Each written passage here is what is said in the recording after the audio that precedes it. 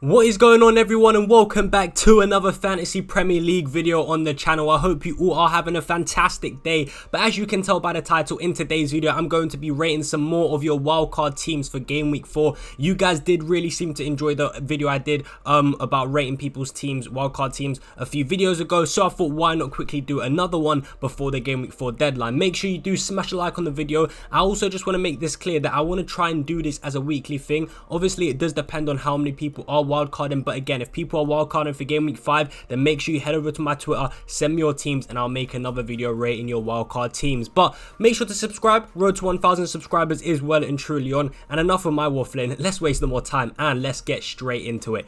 Let's go. Alright then, guys, so moving on into the first squad that we are going to rate for today's episode. Shout out to MUFC_Hussan on Twitter for sending me your team, and we're going to dive straight into it. And just looking at it, I can already tell that in my opinion this is a fantastic team. I really do like the look of it. So as we can see on screen, he has opted for a 3 at the back formation, 4 in midfield and 3 up top. Ronaldo is his captain, and we're going to start with the back line. I do like the back line a lot. I'm a big fan of it. I like the fact that you've got Ben White on the bench as well, because he does add that rotation with Rudiger, because in game week 5 and game week 6 Rudiger does have 2 tough fixtures, and in game week 5 I think Ben White will have Burnley, so yeah, he rotates well with Rudiger. I do like that. Obviously Trent Alexander-Arnold is a fantastic pick. I think if you're wildcarding, you have to have Trent in defense, because in my opinion, like, the fixtures are great for Liverpool, and Trent will be the highest scoring defender in FPL by the end of the season, in my opinion. So I think that's a great pick there. And Cody, fantastic with the good fixtures. So I do like that option there. And of course, he does rotate well with Ben White as well. So in midfield, he's gone for Salah, Rafinha, Jota and Traore. I think this is a fantastic midfield, and this is the exact same midfield that I've actually gone for in my wildcard team as well. So honestly, no complaints there from me. Some people would like to have Torres, but I prefer Jota over Torres, because you know, Jota's more nailed on, especially with the recent Firmino news that is coming out. So yeah, I really do like Jota as an option. I mean, it would be a good luxury pick to be able to afford Jota and Torres, but I like this midfield. I think it's a very good midfield. And then in the striker spots, he's gone for Antonio Cristiano Ronaldo as his captain option, stuff that we love to see. He's going to be my captain as well, so I think that's a good choice there. And he also has gone for Dominic Calvert-Lewin, who at the time of recording, I know he's got the little marker on there to say that he might not be fit, but at the time of recording, Everton have actually just released training pictures, and we've seen Dominic Calvert-Lewin in those training pictures, so he'll be fit for the upcoming game week. So overall, honestly, this is an absolutely fantastic team, bro. And in terms of improvements, I don't really know what you could do. Obviously I wouldn't say, you know, make it the exact same team as me, because everyone has their own, you know, different ways of thinking. But you know, you don't have any Man City players in there. Maybe it would be good to get a Man City defender in, but that is just being a little bit extra. That's been a little bit over the top. Overall, the team is absolutely fantastic, bro. So yeah, usually I would say, you know, do this, or maybe you could do this, but I just generally think the team is fantastic. So yeah, let me know, for you guys that are watching, let me know what you guys think of this team. Do you like it? What would you change to it? Let me know in the comments down below. But in my personal opinion, I think this team is absolutely fantastic, and it is almost quite similar to my own team. But yeah, shout out to you, bro. Thank you for sending in the team. Honestly, I wouldn't change anything. You are looking very strong going into the upcoming game week. So yeah, good luck to you, and let's move on into the next team.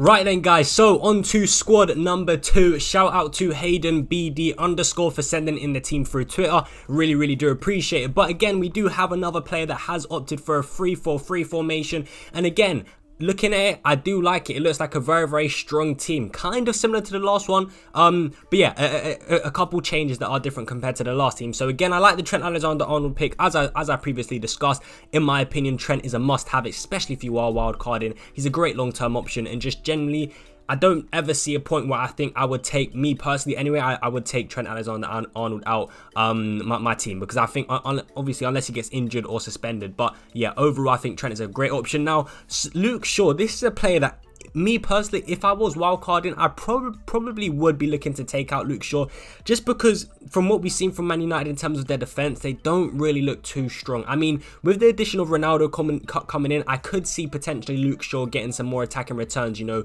Luke Shaw is a great attacking threat. I cannot, you know, take that away from him. He's a great attacking threat. He's someone that can get many of assists now that Ronaldo's here from crosses in the box, and Luke Shaw's a great crosser. We've seen it for, you know, teams like England when Luke Shaw, you know, whips in a cross and Maguire gets gets his head on the end of it and scores a goal. I think that could be a combination and a relationship formed between Shaw and Ronaldo. So potentially it's a great pick, but just me personally, I don't like what I've seen from the defensive side of things from Manchester United. We were very lucky not to get we were very lucky to get a clean sheet against Wolves.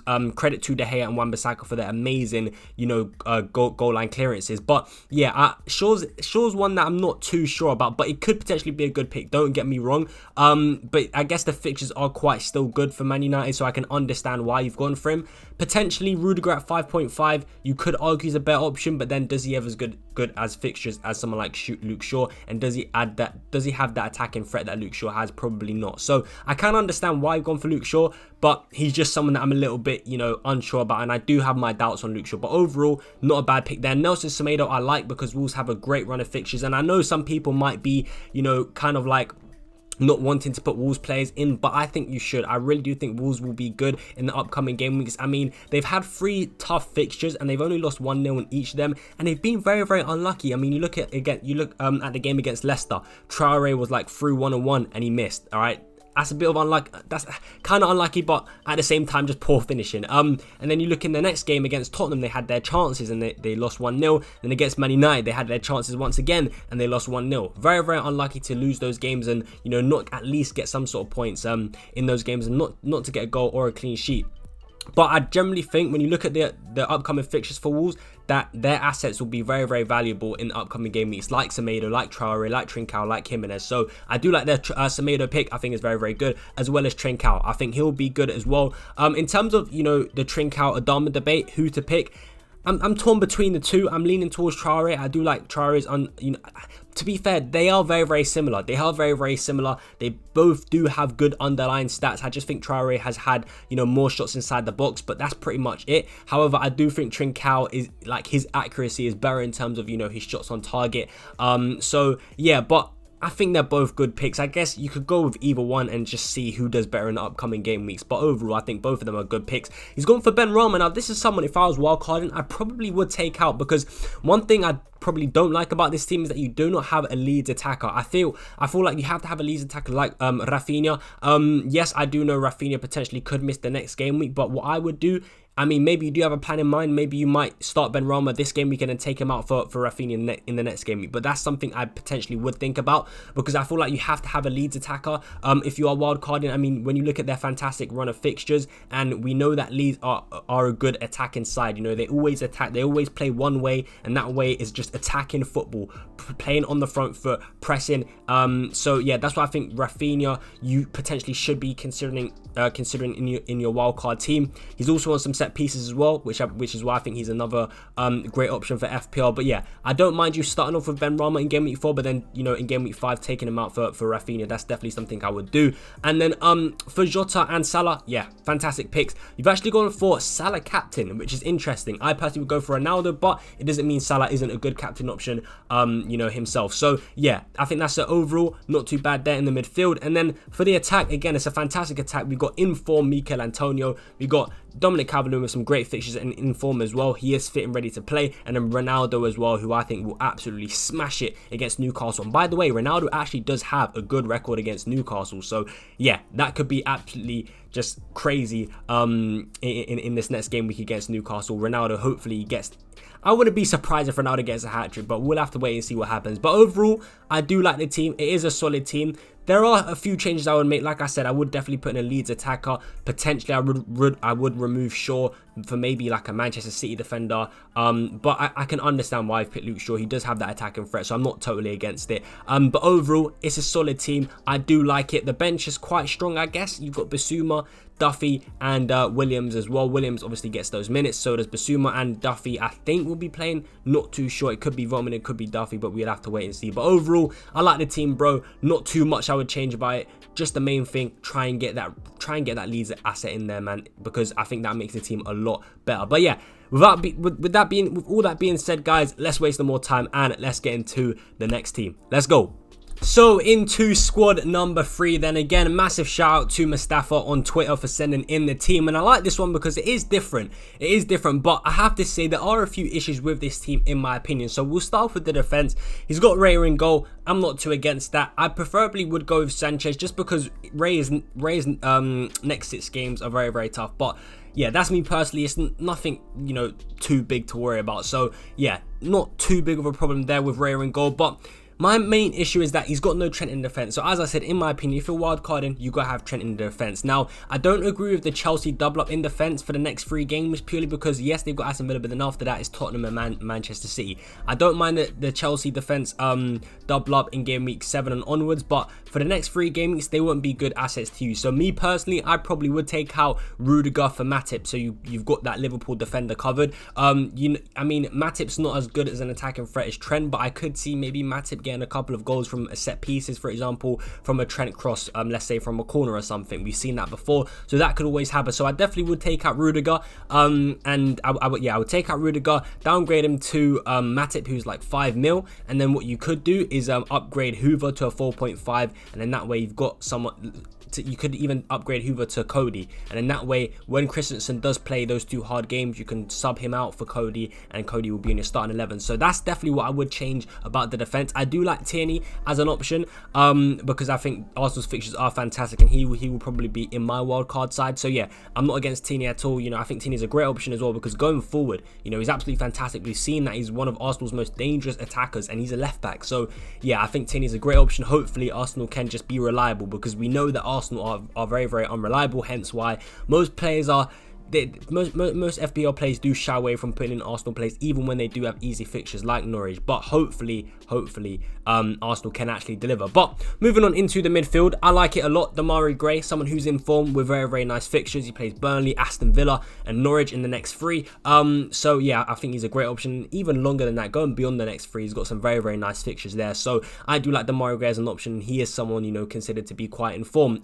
Salah and Jota, again, fantastic picks in my opinion. I really do like them as options. Trincao, I'm not against it as well. Great option in my opinion. You've got that Wolves attacker. You know, they've had a good, they've got a good run of fixtures coming up, so I can understand why you've gone for Trincao there. Again, the only issue in my opinion is maybe no Rafinha or no Bamford in the forward positions. But I've noticed that you have gone for 3 premiums. This is quite different to the previous drafts that we've seen. You have gone for 3 premiums. You've gone for Kane, Ronaldo, and Salah. Now, in my opinion, I wouldn't go ahead and put in Kane because Tottenham's fixtures are, they're not the greatest. I think there's teams with better fixtures. You could possibly downgrade Kane to like a Bamford, and then maybe upgrade someone. You could even downgrade Kane to like a Bamford and then upgrade Rudiger to Trent. I think that would make the team a lot better. But Kane against Crystal Palace, yeah, by all means that would be good. But then after that, he's got I think it's Chelsea and then Arsenal. So yes, I know Arsenal. It's a London derby at the end of the day, so you never know what can happen. It's a London derby, so you never know what can happen in that game. You preferably just want to play someone with an easier fixture. There's a really good way where you can rotate premium strikers, Ronaldo, Lukaku and Kane. There's actually a table that if you are on FPL Twitter, then you probably would have seen it. Maybe I can show it on screen. Hopefully I do. I don't know if I will, but there's a way you can rotate 3 premium strikers. So you can rotate Ronaldo, Lukaku and Kane and get a really nice run of fixtures. So what I personally would do is maybe take out Kane for either a Bamford, a Jimenez or a DCL, one of those 3, and then upgrade one of your defenders. That's personally what I would do, and then that way you get Trent in and you also get a really good mid-price forward like Jimenez, Bamford or DCL. And that, you know, it just makes your team look a lot more well-rounded, and it also means that you could potentially upgrade Hoover as well because your bench is very weak. Mendy, of course, is going to get no game time at all. Williams, yes, he'd probably get minutes, but it's not really the greatest bench player. And then Hoover probably won't get minutes either. So yeah, you're limited on the bench. So in my opinion, I would take out Kane and just upgrade one of the bench players